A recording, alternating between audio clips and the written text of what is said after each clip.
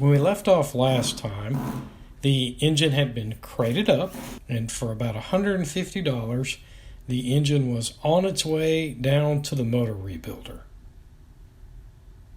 The engine arrived with no problems in shipping whatsoever, and my rebuilder proceeded to take it apart. All in all, I got a report that it looked really good for the mileage of the car. I don't know if the car has 140,000 miles, 240,000 miles, but the things that were coming out of the engine looked really good for the age of the car, almost like it had come out of a 90,000 mile Nailhead, not a 200,000 mile Nailhead. My dad always kept the oil changed in all of his cars, no matter what, and that's probably one of the reasons that it looks so good. These are the heads. There is a lot of oil sludge in them. The only issue with the heads was the rocker arms. They do have replaceable tips, but in this case, my builder said, hey, let's not mess with these.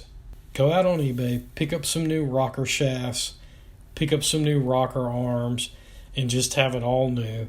So that's what I did. Another aside is that the original reason the car went to the junkyard was this timing cover. If you notice, there were some bolts broken off in it, and that's what originally made the car be parked and it wasn't running. I had all those bolts that were stuck and the screw extractors helicoiled out.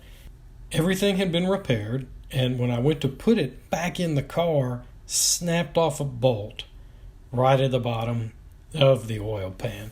So I discussed that with my engine builder, and he said, look, right now you can go out there and you can buy a brand new timing cover, which is what I did. Another $350, got it from Best Offer Counts. Hey, that gets it squared away. So my builder starts with my head. He orders the new parts necessary to start putting it back together, and then the block itself goes off to the machine shop to get all the work done. So it's never a good feeling to be greeted by a text message that says very bad news, and as you scroll down through it, you see something that, hey, this kind of looks like a crack, and then the text message ends in, call me. So I called my builder, and sure enough, a crack had been found, not at the starter like most of the rest of the Nailheads. A crack was found right on the mating surface for the cylinder head. Now, I really wanted to save this block. It's got the original numbers. It's what came with the car. I researched companies that could fix this kind of crack, and I came up with Lock and Stitch out of California. It's not welding. I've heard bad things about welding, but it's a really neat technology. You are drilling into the cast iron. You are putting pins into the cast iron. You're drilling between those pins, putting even more pins in, and it's a completely invisible repair. So I reached out to the guys with all the pictures I had, and they said $400. So I said, hey, $400 plus shipping to keep the original block, it's worth it. My builder crated up the Nailhead. I gave a call to YRC and got a shipping quote, and for $250, shipped that thing out to Turlock, California. And the block has more cracks. It's always great to get an email that says cracks found after inspection. Lock and Stitch found a lot more cracks than the one crack that we thought that we had. They offered to fix all of these cracks, but they also would have charged $4,000. For $4,000, you can buy a lot of Buick motor. So I called them up and said, what will it take to get it home? What do I owe you? They needed $230 just to look at it.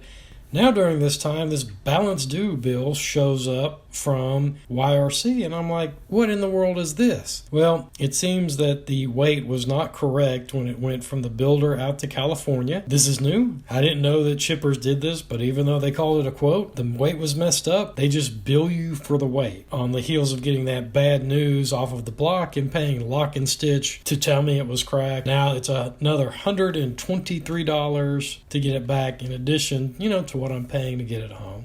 It's shipped FedEx Freight. I go out where you have a freight day. I did not choose a liftgate service to my house because I needed to save a little bit of money where I could.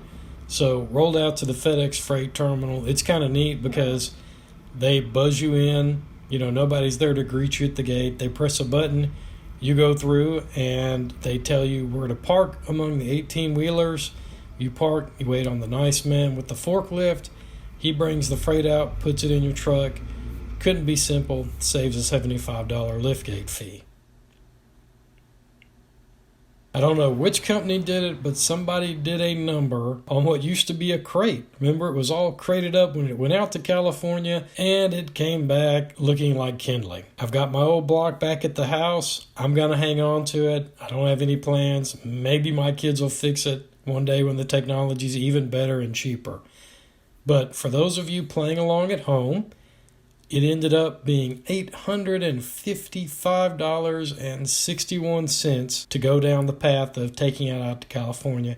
I will say from the get-go, my engine builder just said get a new block, but I was really hoping to keep it all original, and $1,000 seemed to be worth it for what it would have cost to get another block. What is the future for the Nailhead build? My builder acquired another block. It's already been to the machine shop. It's been cleaned up. This one does not include any cracks. Most of my parts, like my crank and my connecting rods and my heads, my oil pan, will all go on this block. And the heads you remember from earlier in the video have been completely done, and they are ready to rock and roll. Stay tuned for more updates, and thank you for watching.